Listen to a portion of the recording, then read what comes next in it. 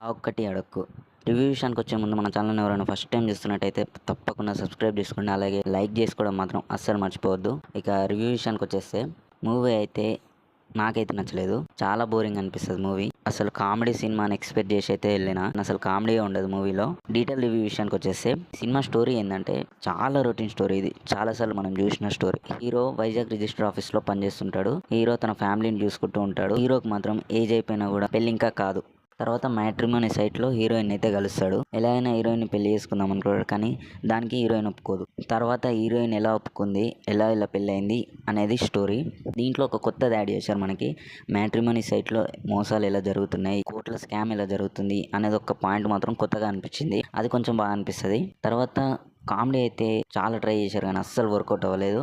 అక్కడక్కడ ఏదో లైట్‌గా కామెడీ అయితే మనకు ఓకే అన్నట్టు అనిపిస్తది.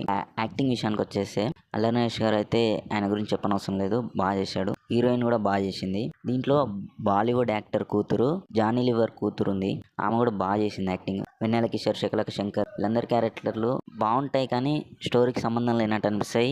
పెద్ద కామెడీ కూడా వర్కౌట్ అవ్వలేదు వీళ్ళ వల్ల. ఇక టెక్నికల్ విషయానికొచ్చేస్తే మ్యూజిక్ అయితే ఓకే అనిపిస్తది. అంత అయితే ఏం లేదు. దీంట్లో మెయిన్ పాయింట్ ఏంటంటే సినిమాటోగ్రఫీ మాత్రం చాలా బాగుంది. డైరెక్టర్ తీసుకున్న పాయింట్ బాగానే ఉంది కానీ దాన్ని సరిగ్గా చూపించలేకపోయాడు అనిపిస్తుంది. ఇది నా రివ్యూ నచ్చినట్టయితే మన ఛానల్ని సబ్స్క్రైబ్ చేసుకోండి. అలాగే వీడియోని లైక్ చేసుకోండి.